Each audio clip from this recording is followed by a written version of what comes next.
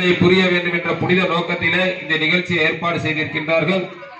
இந்த நிகழ்ச்சிக்கு வருகை தந்திருக்கின்ற தென்னிந்திய பார்வர்ட் பிளாக் நிறுவன தலைவர் அன்பு சகோதரர் கேசி திருமாரான்ஜி அவர்களையும், மாவட்டத்துடைய பொதுச் செயலாளர்கள் அன்பு சகோதரர்கள் சந்தோஷ் சுப்பிரமணியன் அவர்களையும், கருணகிருஷ்ணன் அவர்களையும், இந்த நிகழ்ச்சியிலே நமக்கு முன்னால் ஒரு பேருரை ஆற்றி அமர்ந்திருக்கின்ற உலகத்திற்கே நாம் மட்டும்தான் ஈஸ்வரன் என்று கூறிக்கொண்டிருக்கின்ற ஞானேஸ்வரன் அவர்களையும், மற்றும் இந்த நிகழ்ச்சியிலே வருகை புரிந்திருக்கின்ற மாவட்ட செயலாளர் அன்பு சகோதரர் மார்க்கெட் கண்ணன் அவர்களையும், மற்றும் கீழத்துறை மண்டலுடைய தலைவர் அன்பு சகோதரர் பாலமுருகன் அவர்களையும்,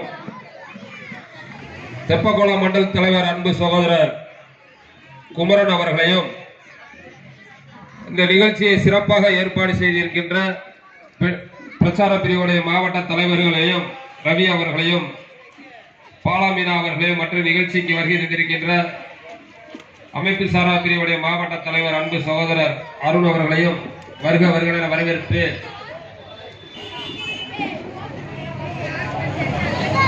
குழந்தை செல்வங்கள் எப்படி இருக்க வேண்டும் என்ற செய்தியை நம் தலைவர்கள் உங்களிடம் கூறிவிட்டார்கள். புத்தக அறிவோடு பொது அறிவும் இருக்க வேண்டும் என்பதை தாய்மார்கள் தகப்பர்கள் நம் குழந்தைக்கு சொல்ல வேண்டும். தொலைபேசியை குழந்தை செல்வங்களுடைய கையில் கொடுப்பதை தவிர்க்க வேண்டும். தினசரி குழந்தைகள் கல்லூரிக்கு சென்று வரும்பொழுது அவர்களுடைய மனநிலை என்ன என்பதை நாம் ஆராய்ந்து பார்க்க வேண்டும். விடுமுறை நாட்களிலே நம் குழந்தைகள் இல்லத்திலே இருக்கும் போது அவர்களுடைய நடவடிக்கைகளை பார்க்க வேண்டும்.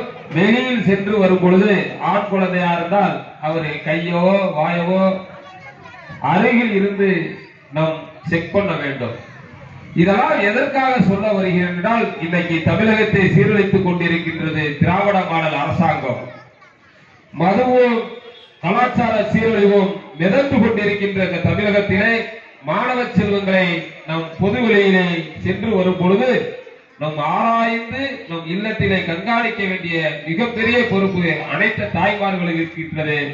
ஆகவே வருங்காலத்திலே நம்மளை போன்ற சாதாரண குடிமக்களுக்கெல்லாம் வழிகாட்ட காத்திருக்கின்ற வருங்கால IAS, IPS, MPBS, ஜனாதிபதி என்ற உயர்நிலைக்கு செல்லக்கூடிய மாணவ செல்வங்களுடைய வருங்காலம் நல்லது ஒரு காலமாக அமைய வேண்டும் என்று சொல்லி பாரதிய ஜனதா கட்சியின் சார்பிலே அன்னை மீனாட்சி சொக்கநாதரை பிரார்த்தனை செய்து பேச வாய்ப்பு கொடுத்த நல்ல உலகுக்கு நன்றி கூறி விடைபெறுகிறேன். ஜெயஹிந்த்.